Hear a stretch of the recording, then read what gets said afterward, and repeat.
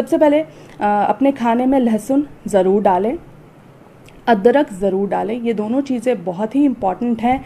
इसमें anti microbial properties होती हैं, एंटी इन्फ्लेमेटरी गुण होता है, तमाम तरीके की अच्छी चीज़ें इनमें तत्व मौजूद होते हैं जो आपके बॉडी की, शरीर की इम्यूनिटी को बढ़ाने का काम करते हैं।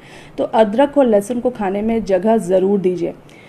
एक बहुत अच्छा कॉम्बिनेशन है जिसको शायद कुछ लोग यूज़ करते होंगे और कुछ लोग शायद नहीं जानते होंगे, तो अभी आप जान जाइए कि घी और गुड़ का कॉम्बिनेशन बहुत ज़बरदस्त होता है शरीर की इम्यूनिटी को बढ़ाने के लिए। यहाँ पे एक और चीज़ आपको बताना चाहूँगी कि जो भी चीज़ें मैं आपको बता रही हूँ वो कहीं ना कहीं आपके मेटाबॉलिज्म पर काम करती है, आपके डाइजेस्टिव सिस्टम पर काम करती है। और अगर डाइजेस्टिव सिस्टम स्ट्रॉन्ग होता है शरीर का तो आपके शरीर की जो इम्यूनिटी है वो अच्छी रहेगी, स्वस्थ बनेगी। तो इस चीज़ का ध्यान ज़रूर दीजिएगा, क्योंकि मैं वही सारी चीज़ें बता रही हूँ जो आपके डाइजेशन को, आपके गट हेल्थ को सही रखे। तो अदरक और लहसुन हो गया, गुड़ और घी का कॉम्बिनेशन बहुत अच्छा है, इसको ज़रूर खाने में इंक्लूड कीजिए। खाना खाने के बाद या खाना खाने के साथ आप इसको ज़रूर लीजिए, आपका डाइजेशन अच्छा रहेगा। और ड्राई फ्रूट्स में रेजिन्स, मुनक्के, ये सारी चीज़ें आ जाती हैं। और अंजीर, ये ड्राई फ्रूट्स में आ जाते हैं, मतलब सूखे हुए फल जो हम खाते हैं, छुहाड़ा वगैरह, ये सब चीज़ें अपने डाइट में ज़रूर इंक्लूड कीजिए। नट्स जैसे कि आमंड हो गया, वॉलनट हो गया, ये सारी चीज़ें अपने डाइट में ज़रूर इंक्लूड कीजिए, इनको जगह दीजिए। रोज़ कम से कम 450 ग्राम्स आपको फ्रूट लेना ही चाहिए अगर आप चाहते हैं आपके शरीर को इम्यूनिटी देना। तो ये वो चीज़ हो गई। इसके बाद एक चीज़ का ध्यान और रखिए कि आप जो खाना पकाते हैं तो कम से कम एक ऐसी मील ज़रूर रखिए जिसमें जो हमारे क्लासिकल हर्ब्स हैं, यानी कि वो स्पाइसेस हैं जो हम किचन में इस्तेमाल करते हैं रोज़मर्रा में, जिसे अब हम भूल चुके हैं बहुत हद तक, क्योंकि बच्चों को उसका टेस्ट नहीं पसंद आता है। कभी कभी हम बड़ों को भी कुछ मसाले ऐसे होते हैं जिसका टेस्ट पसंद नहीं आता है, तो उस वजह से हम उसे नहीं खाते हैं। लेकिन उसकी हैबिट लगाइए कि कम से कम ये जो मसाले हैं जैसे कि हल्दी, ज़ीरा, धनिया, लहसुन, दालचीनी, काली मिर्च जिसे हम गोल मिर्च या पेपर कहते हैं, सौंठ, ये सारी चीज़ें इंक्लूड कीजिए अपने किसी एक मील में। ये जितनी भी चीज़ें हैं वो हमारे ट्रेडिशनल थाली में पहले होती थी।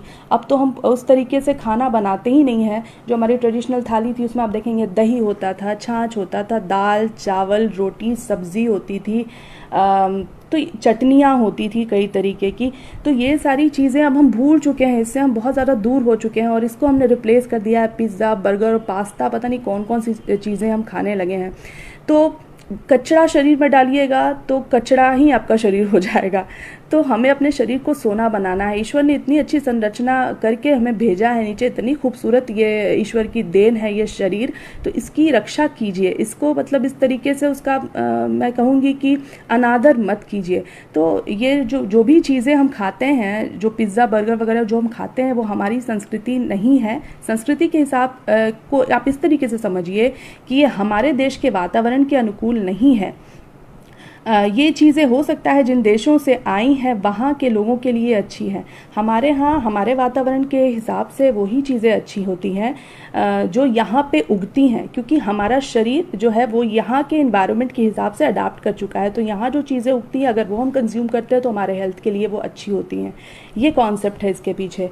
तो इस तरीके के का एक मील ज़रूर रखिए जिसमें आपके किचन के जो मसाले हैं वो आप के डिश में मौजूद हों।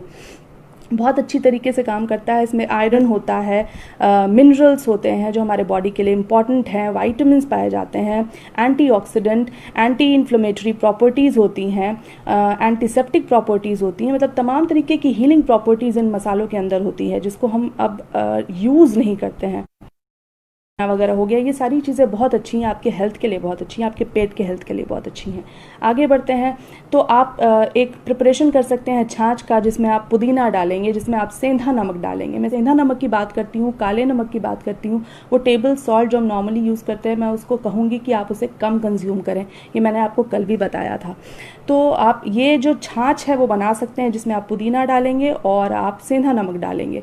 बहुत अच्छी चीज़ है, आपके पेट को ठंडक पहुँचाएगी, आपके मेटाबॉलिज्म के लिए अच्छी है, खाना बहुत अच्छी तरीके से पचता है। तो ये एक नुस्खा हो गया मेरा, इसको आप ज़रूर नोट डाउन कर लीजिए। और एक और चीज़ बहुत इंपॉर्टेंट है, वीक में एक दिन का उपवास ज़रूर कीजिए। आपके मेटाबॉलिज्म को रेस्ट देगा, आपके पेट को एक दिन का आराम बहुत ज़रूरी है। आप सोचिए ना, पूरे हफ्ते काम करते, अगर हम काम करेंगे तो हम थक जाते हैं, ठीक उसी तरीके से हमारा शरीर भी है, उसको भी रेस्ट चाहिए, हमारे पेट को भी रेस्ट चाहिए, क्योंकि वो लगातार काम में लगा रहता है, क्योंकि हम कुछ ना कुछ खाते रहते हैं। तो अगर एक दिन का रेस्ट देते हैं तो बहुत तरीके से हेल्थ बेनिफिट देता है। न्यूट्रिशन का प्रॉपर एब्जॉर्प्शन आपके में मदद करता है अगर आप वो एक दिन का उपवास करते हैं। तो बहुत तरीके की बीमारियों से आप ऐसे ही दूर हो जाएंगे अगर आप एक दिन का वीक में कोई भी एक दिन चुन लीजिए और उस दिन अगर आप फास्टिंग करते हैं। तो आगे बढ़ते हैं।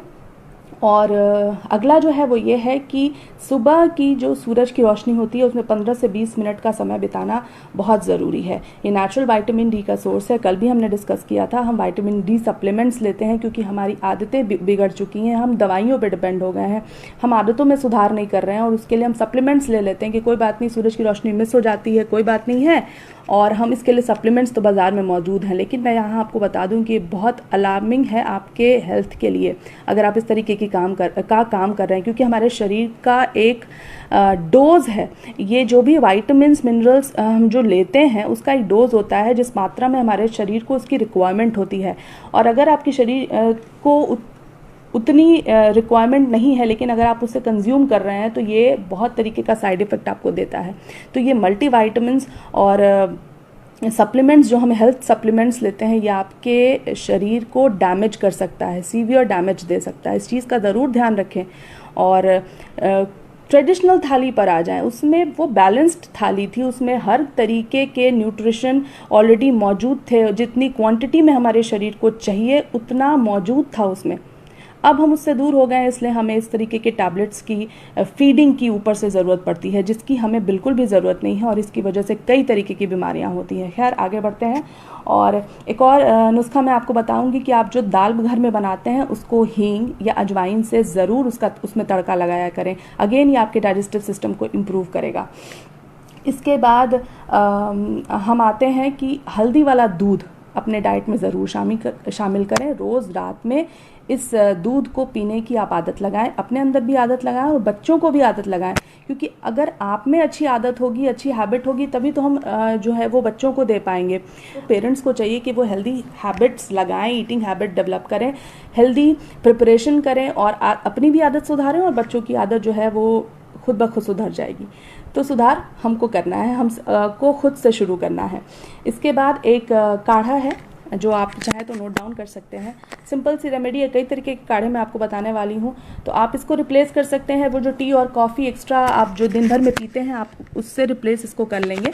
तो ये जो काढ़ा है वो सिंपल है। आधा चम्मच आपको ग्रेटेड अदरक ले लेना है और उसको पानी में बॉयल करना है। 1 कप पानी में या 1 गिलास पानी में आप इससे बॉयल करेंगे, जितना भी अमाउंट में आप इसको पीना चाहते हैं। आधा चम्मच उसमें अदरक डालेंगे और इसे धीमे आंच पे कम से कम 5 से 6 मिनट इसे पकाएंगे अच्छी तरीके से। फिर आप इसे स्ट्रेन कर लेंगे और स्ट्रेन करने के बाद आप इसमें शहद मिला लेंगे।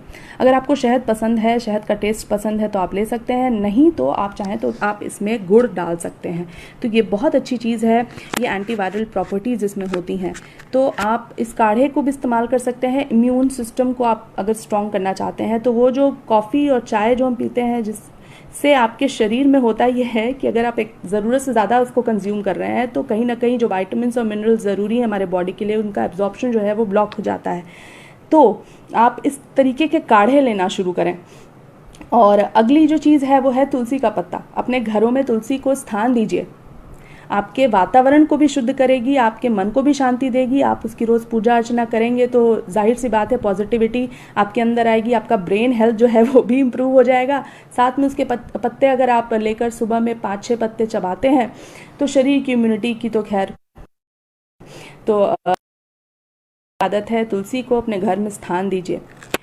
जो चीज़ें हम देखेंगे कि हमारा ट्रेडिशन इतना ज़बरदस्त है कि जो चीज़ें हमारे हेल्थ के लिए बेनिफिशियल है उसको हमने धर्म से जोड़ दिया कि इस डर से ही सही हम इसको फॉलो करना शुरू कर दें, हम इसको लेना शुरू कर दें, हम इसका उपयोग। तो ये कितनी खूबसूरत चीज़ है हमारे ट्रेडिशन की।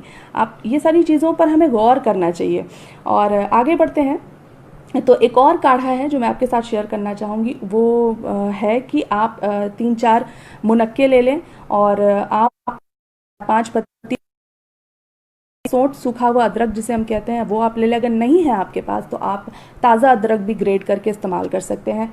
इसके बाद काली मिर्च ले लेंगे और एक छोटी सी 1 इंच की का टुकड़ा आप ले लेंगे दालचीनी का, और इन सारी चीज़ों को मिक्स करके एक आप काढ़ा बनाएंगे और 5 पकाना है, स्ट्रेन करके पीना है। आप खुद भी पी सकते हैं, बच्चों को भी दे सकते हैं, बहुत ही अच्छी चीज़ है।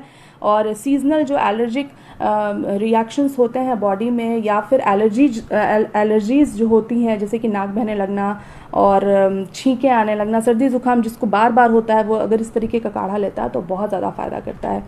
इसके अलावा जो फ्रिज का पानी है उसको टाटा बाय बाय बिल्कुल कर दीजिए। अगर आप चाहते हैं आपका शरीर स्वस्थ रहे तो ये बहुत ही ज़रूरी चीज़ है, और ये बहुत बुरी आदत है जो हमने लगाई हुई है, तो उसको बिल्कुल छोड़ दीजिए।